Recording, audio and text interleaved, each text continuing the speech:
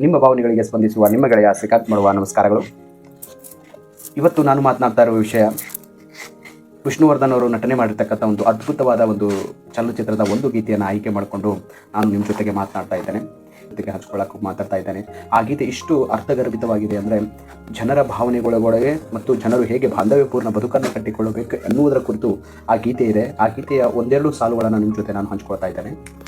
ನೆರಳನ್ನು ಕಾಣದ ಲತೆಯಂತೆ ಬಿಸಿಲಿಗೆ ಬಾಡಿದ ಹೂವಂತೆ ಎಂದು ಈ ಒಂದು ಸಂಗೀತ ಇಷ್ಟೊಂದು ಅರ್ಥಗರ್ಭಿತವಾಗಿದೆ ಅಂತಂದರೆ ಅದನ್ನು ನಾವು ಇಂದು ನಮ್ಮ ಸುತ್ತಮುತ್ತಲಿನ ಎಷ್ಟೋ ಜನರಿದ್ದಾರೆ. ಆ ಎಲ್ಲ ಜನರ ಮೊಗದಲ್ಲಿ ನಗುವಿದೆ, ಆಂತರ್ಯದಲ್ಲಿ ಏನೋ ಒಂದು ನೋವಿದೆ. ಆ ನೋವನ್ನು ಹೊರಹೊಮ್ಮಿಸುವುದೇ ಈ ಸಂಗೀತದ ಒಂದು ಭಾವ, ಈ ಸಂಗೀತದ ಒಂದು ಭಾವ. ಕೆಲವರಿಗೆ ಮಕ್ಕಳಿಲ್ಲ, ಕೆಲವರಿಗೆ ಮಕ್ಕಳಿದ್ದರೂ ಆ ಮಕ್ಕಳು ಸಮಯ ಕೊಟ್ಟು ತಂದೆ ತಾಯಿ ಜೊತೆ ಮಾತನಾಡ್ತಾ ಇಲ್ಲ. ಇದು ಒಂದು ನೋವಿನ ಸಂಗತಿ. ಕೆಲವು ಹಾಡುಗಳು ಕಿವಿಗೆ ಮಾತ್ರ ಕೇಳಿಸುವುದಿಲ್ಲ, ಅವು ನೇರವಾಗಿ ಹೃದಯಕ್ಕೆ ಹೋಗ್ತದೆ. ಅಂಥ ಹಾಡಿನ ಸಾಲಿನಲ್ಲಿ ಬರುವ ಹಾಡು ಇದು. ಈ ಒಂದು ಹಾಡು ಕೂಡ ಅಂಥ ಒಂದು ಸಾಲಿನಲ್ಲಿ ಬಂದು ನಿಲ್ಲುತ್ತದೆ. ನಾವು ಇಷ್ಟೊಂದು ಬಾಂಧವ್ಯಪೂರ್ಣ ಬದುಕು ಕಟ್ಟಿಕೊಳ್ತಾ ಇದ್ದೇವೆ. ಯಾಕೆ ನಾವು ಪ್ರೇರಣಾತ್ಮಕವಾಗಿ ಧನಾತ್ಮಕವಾಗಿ ಮತ್ತು ಸಂತೋಷಕರ ಮಾತುಗಳನ್ನು ಆಡ್ತಿಲ್ಲ ಅಂತಕ್ಕಂಥದ್ದೇ ಪ್ರಶ್ನಾತೀತಕವಾಗಿದೆ. ಇಂದು ನಾವು ಕರ್ತವ್ಯದಲ್ಲಿ ಸಂಪೂರ್ಣ ಬ್ಯುಸಿಯಾಗಿ ನಮ್ಮ ಕುಟುಂಬದವ್ರ ಜೊತೆ ಹೇಗೆ ವರ್ತನೆ ಮಾಡಬೇಕು, ಹೇಗೆ ಮಾತನಾಡಬೇಕು ಅಂತಕ್ಕಂಥದ್ದನ್ನೇ ನಾವು ಮರೆತು ಬಿಟ್ಟಿದ್ದೇವೆ.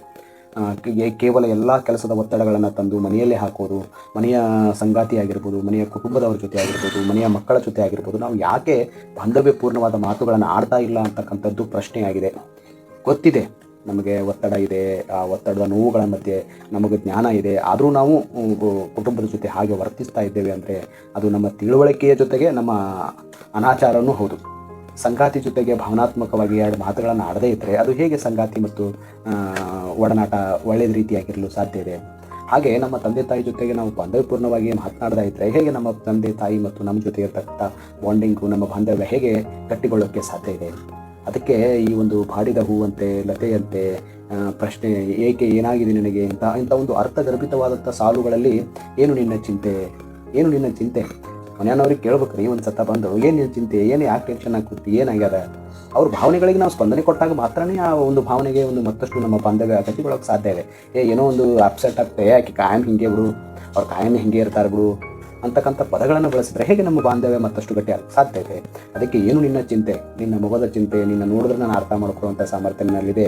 ನೀ ಹೇಳಿದ್ರೆ ಹೇಳು, ಹೇಳದೆ ಬಿಡು, ನಿನ್ನ ನೋವು ನಾನು ಅರ್ಥ ಮಾಡ್ಕೊಳ್ಳುವಂಥ ನಿನ್ನ ಗೆಳೆಯನಿದ್ದೇನೆ, ನಿನ್ನ ಸ್ನೇಹಿತನಿದ್ದೇನೆ, ನಿನ್ನ ಪತಿ ಇದ್ದೇನೆ, ನಿನ್ನ ಮಗನಿದ್ದೇನೆ, ನಿಮ್ಮ ಸಹೋದರನಿದ್ದೇನೆ ಅಂತಕ್ಕಂಥ ಬಾಂಧವ್ಯ ನಿಮ್ಮಲ್ಲಿ ಇಲ್ಲವೇ ಇಲ್ಲ. ಆ ಹಾಡಿನಲ್ಲಿದೆ, ನೀನು ಹೇಳದೇ ಇದ್ದರೂ ನಿನ್ನ ಮನದ ನೋವನ್ನು ನಾನು ಅರ್ಥ ಮಾಡಿಕೊಳ್ಳಬಲ್ಲೆ ಅಂತಕ್ಕಂಥ ವಿಚಾರ. ಅಂಥ ಮನಸ್ಥಿತಿ ಈಗಿನ ಕಾಲಘಟ್ಟದಲ್ಲಿ ಅತ್ಯವಶ್ಯಕವಾಗಿದೆ. ವ್ಯಕ್ತಿಯನ್ನು ನೋಡಿದ ತಕ್ಷಣ ಅವರ ಹಾವ ಭಾವ, ಅವರ ಭಾವನೆಗಳನ್ನು ಅರ್ಥ ಮಾಡಿಕೊಂಡು ಅವ್ರ ಜೊತೆ ಬಾಂಧವ್ಯಪೂರ್ಣವಾದಂಥ ಭಾವನಾತ್ಮಕ ಮಾತುಗಳಿಂದ ಮಾತ್ರ ನಮ್ಮ ಬಾಂಧವ್ಯ ಗಟ್ಟಿ ಹಾಕೋಕ್ಕೆ ಸಾಧ್ಯ ಇದೆ. ಹಣ ಎಷ್ಟೇ ಇದ್ದರೂ ಸಂತೋಷ ಇಲ್ಲದಿದ್ದರೆ ಏನೂ ಇಲ್ಲ.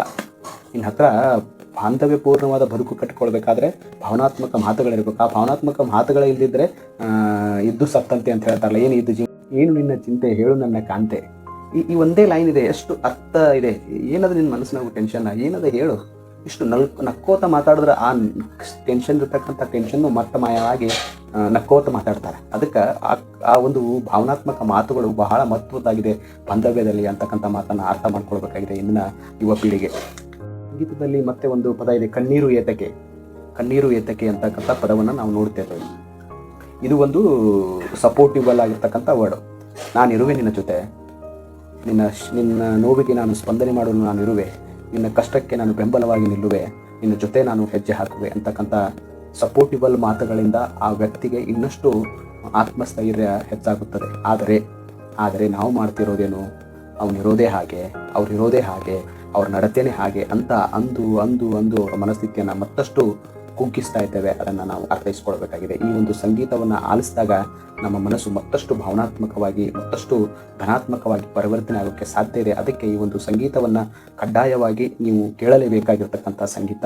ಇದು ವಿಷ್ಣುವರ್ಧನ್ ಅವರ ನಟನೆ ಮಾಡಿರ್ತಕ್ಕಂಥದ್ದು ಮತ್ತು ಇದೊಂದು ಸ್ವಾರಸ್ಯಕರ ಹಾಗೂ ಇಂದಿನ ಕಾಲಘಟ್ಟದಲ್ಲಿ ಬದುಕು ಕಟ್ಟಿಕೊಳ್ಳಲು ದಾರಿದೀಪ ಕೂಡ ಈ ಒಂದು ಸಂಗೀತ ಆಗಿದೆ.